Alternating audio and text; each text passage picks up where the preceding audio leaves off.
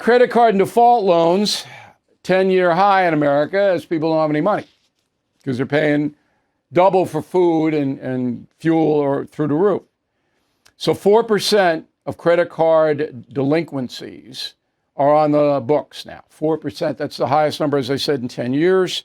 70 million credit card accounts are in trouble, and the debt has passed 1 trillion for the first time ever. So, if you have to declare bankruptcy, if you default on your debt, it's on your credit rating, you'll never be able to borrow money again. So it's serious. All right, with all that bad news, you would think that the Republicans would be ahead 70-30 in the polls. That's not true. You just saw that Trump and Biden are tied. So joining us now from Washington, D.C. is Republican pollster Dustin Olsen. He works for the American Pulse Research and Polling Center. Okay, so let's run down where the Republican challengers are now. Did anybody break out of the first debate, in your opinion? Yeah, well, I would say that looking at all the recent polls, including our polls and other people's polls, that there's been a trend over the last few months that Donald Trump is solidifying his position. So a lot of people, I think, correctly have called that the undercard debate, but have people pulled out. I would say that Nikki Haley did some good for her. You see that she's bumped up in New Hampshire. She's now close to tied with DeSantis, as well as Vivek Ramaswamy seems to have a lot of the energy behind him. And as I've been looking at the race recently, we're not backing anybody. Currently, we have people in our polling firm actually who are tied to people on both sides of the aisle in this race. However, what we're seeing is that the race is solidly behind Trump at like 58, 59, 60%. And ultimately, this is about who's the second choice in case of emergency break glass. Who is it going to be if Trump were not to be on the field? And honestly, on the other side too, in the Democrat Party, the same thing.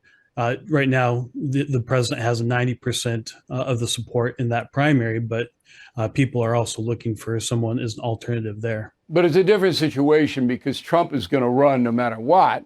And all this BS about he's not going to be allowed to run because of the insurrection, that's just BS. It's just garbage. Constitution is clear, Trump can run. But on the Democratic side, I don't believe Biden is going to run. His numbers are so terrible. He's declining mentally, as everybody knows. And then the next 2 months, the Republicans are just going to hammer him about the grifting and the money to his family. And it's just not, it's going to be untenable. And on the Republican side, when you say, okay, say Trump gets run over by a bus tomorrow, then the race changes, obviously, because Trump's out of it. He's not alive. But as long as he is alive, I don't see, based upon the first debate, and the second one's coming up in 4 weeks or 3.5 weeks, I don't see any of those people on the stage coming close to him. Do you?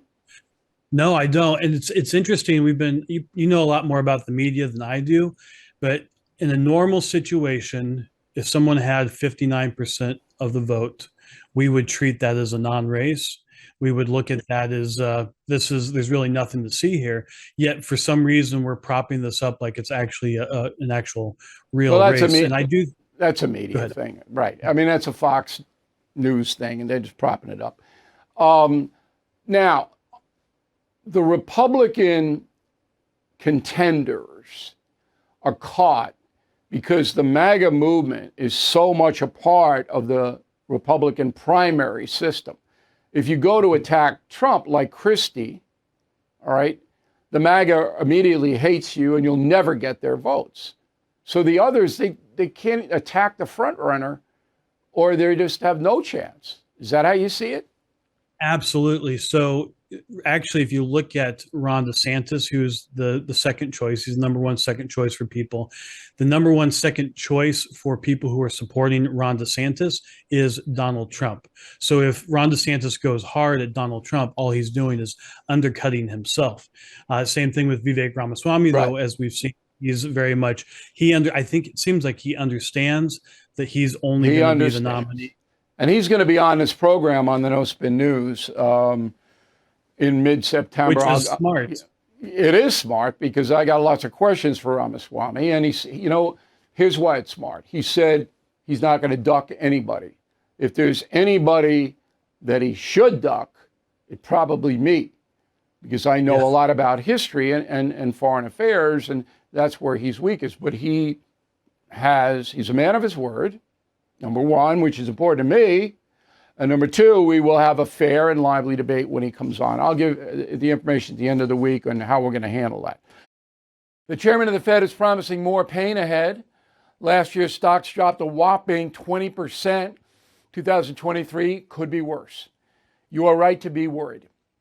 So call the only precious metal dealer I trust, American Hartford Gold. They will show you how to protect your savings and retirement accounts by diversifying your portfolio with physical gold and silver. Since I've been a client and spokesperson, the price of gold has appreciated more than 35%. So please call today and they'll have physical gold and silver delivered right to your door or put inside your IRA or 401k. They have thousands of satisfied customers and have the highest rating in the country with an A+ rating from the Better Business Bureau. Please tell them Bill O'Reilly sent you, and they will give you up to $5,000 of free silver on your first order. Please call 866-501-5201. That's 866-501-5201, or text Bill to 65532. Again, that's 866-501-5201, or text Bill to 65532. Thank you for watching the No Spin News. To watch the full episode anytime on BillO'Reilly.com, please sign up to become a premium or concierge member. Visit BillO'Reilly.com to sign up and start watching today.